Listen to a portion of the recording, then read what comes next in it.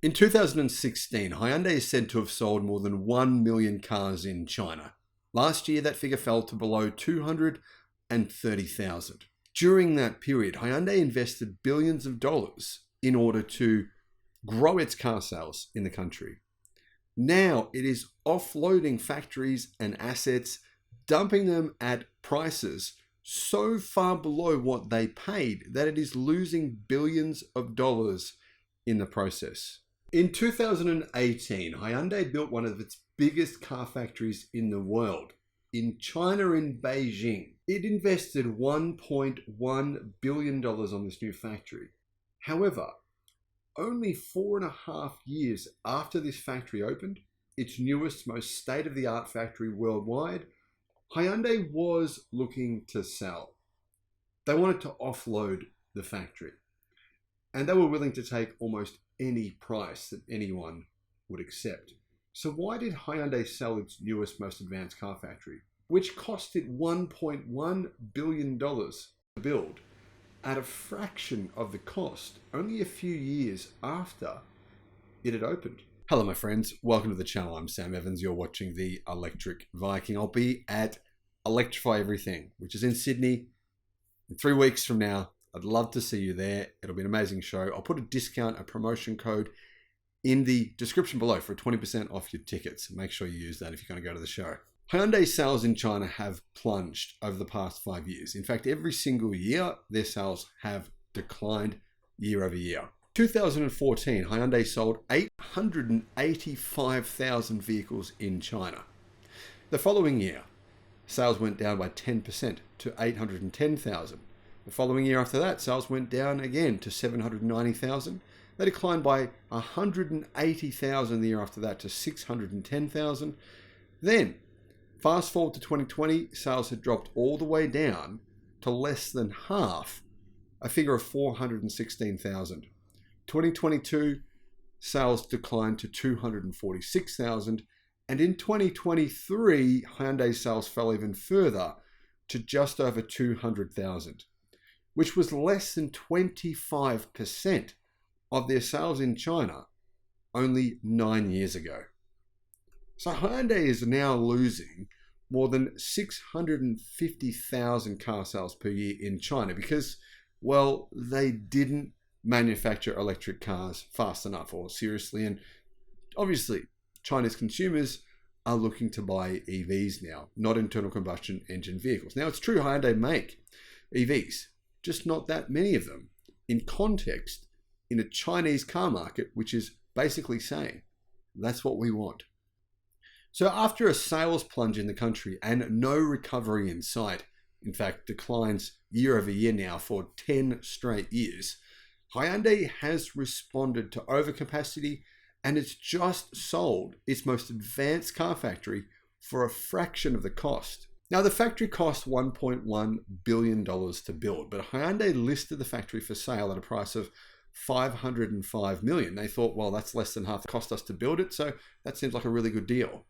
The sale includes land use rights, equipment, and facilities. Reports in China say that Hyundai has invested a lot of effort to manufacture cars that Chinese consumers would want, but they haven't been selling. Beijing's Hyundai Motor Company, Hyundai's 50-50 joint venture, which controls its vehicle manufacturing operations in China, is reported to have incurred a loss of US $600 million in 2022 and more than that in 2023. Before Hyundai began a restructuring program and began dumping assets in China, it had an annual production capacity of close to 1.6 million vehicles across 5 factories in the country. In 2021, the company completed the sale of its first plant that it built. So this is now the second factory it sold in only 2 years.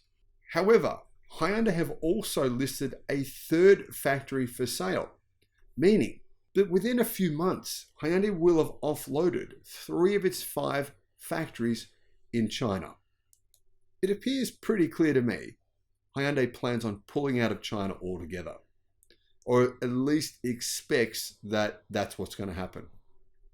Now, JustAuto.com says that Hyundai's newest factory which cost it, they say, $1.2 billion to build, has just been sold for only $226 million. In other words, Hyundai have lost $1 billion, possibly more, considering other costs that might have been involved in this, at least $1 billion, selling its newest factory. This to me is quite a surprise. The Chongqing factory, the fifth complete car manufacturing plant established by Hyundai in China, was meant to be Hyundai's most advanced factory, says Car News China. The factory had a total size or land area of factory space of 1.87 million square meters. However, it stopped producing cars last year completely. Initially, the Beijing factory was listed for sale on the 11th of August with a price of $513 million. But after an unsuccessful auction, the factory was relisted on the 27th of September with a significantly reduced price of only $360 million. Subsequently, it underwent a third listing with a price of $267 million before it was finally sold a few days ago for $226 million. $1 billion less than it cost to build. Public data says that Hyundai's sales in China peaked at 1.14 million vehicles in 2016 and have fallen since then to a fraction of that at only 200,000. So why is Hyundai selling all of its factories in China? Well, like I said before, its sales have fallen 1.1 million to just over 200,000 last year. I think the writing's on the wall. I believe Hyundai will inevitably pull out of China. But they're not the only ones. I believe that many car manufacturers will do what Stellantis have done with Jeep, with other car companies, with Mitsubishi, for example, over the last 6 months, and simply pull out of the world's biggest car market.